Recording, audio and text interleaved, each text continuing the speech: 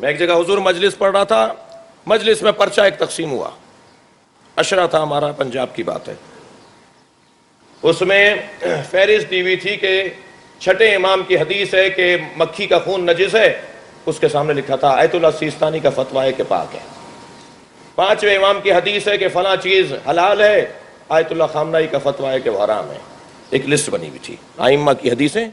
بھئی میں اگر آشنا نہیں کروں گا کہ کیا طریقے اپنائے جا رہے ہیں، جی ایک لسٹ بنی ہوئی تھی کہ ائمہ کی احادیث یہ کہتی ہیں اور مجتہدین کے فتوے یہ کہتے ہیں، اور نیچے پھر لکھا ہوا تھا کہ دیکھیے آپ ان کی تقلید کرنا چاہتے ہیں، آپ کو تو ائمہ کی تقلید کرنا چاہیے، یہ تو ائمہ کے حکم کے خلاف فتوے دیتے ہیں۔ بات بڑی سجا کے کی گئی تھی۔ سادہ ذہن انسان، پاکستان میں اکثریت ویسے ہی عقیدتی تشیع کی ہے، فقاہتی تشیع تو ہمارے ہاں ویسے ہی 20% ہے۔ جس نے سمجھ کے تشیع کو اپنایا ہو اس کی تعداد تو ویسے ہی ہمارے یہاں کم ہے۔ اب یہ اتنا سجا کر پیش کیا، اللہ نے میری مدد کی کہ اس کے نیچے جن صاحب کا نام لکھا تھا وہ فلمی دنیا کے بہت بڑے صنعت کار ہیں۔ تو مجھے وہ مجلس میں بھی تشریف فرما ہو رہے تھے، مجھے حوصلہ ملا، میں نے ان سے کہا حضور یہ آپ نے آپ کا ہی نام ہے؟ کہا جی ہاں میرا نام ہے۔ میں نے کہا یہ جو جن کتابوں کے حوالے دیے ہیں حدیثوں کو نقل کرتے وقت اور بعض فتووں کو نقل کرتے وقت، مثلا منہاج الصالحین کا ترجمہ اس وقت تک نہیں ہوا تھا جی، تو یہ تو عربی میں ہے، آپ عربی متوجہ ہو جاتے ہیں، آپ عربی پڑھ لیتے ہیں، کہنے نہیں مجھے کسی نے لکھ کے دیا ہے۔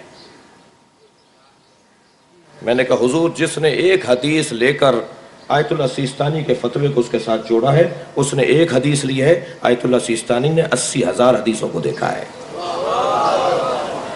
ان کے پیش نظر سینکڑوں حدیث ہیں اس باب کے اندر، آپ نے ایک حدیث کو لیا ہے اور آپ کو یہ بھی نہیں پتا اس کے راوی کون ہے، آپ کو اس سے بھی کوئی غرض نہیں ہے کہ اس کی سند کیا ہے، اس کا حوالہ کیا ہے، یہ نقل کرنے والے نے کہاں سے نقل کیا ہے۔ کتنا سجا کے کام ہو رہا ہے،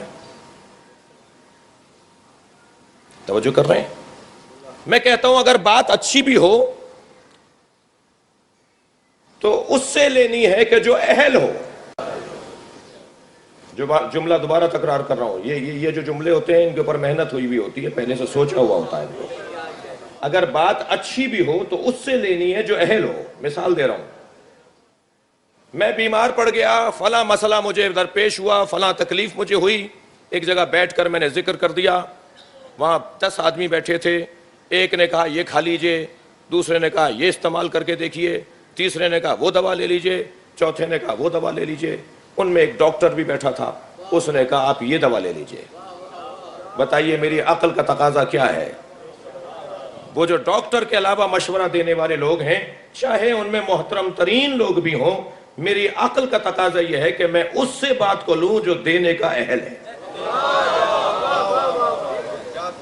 وہ محبت میں ضرور کہہ رہے ہیں، وہ شاید اپنائیت کا اظہار کر رہے ہیں۔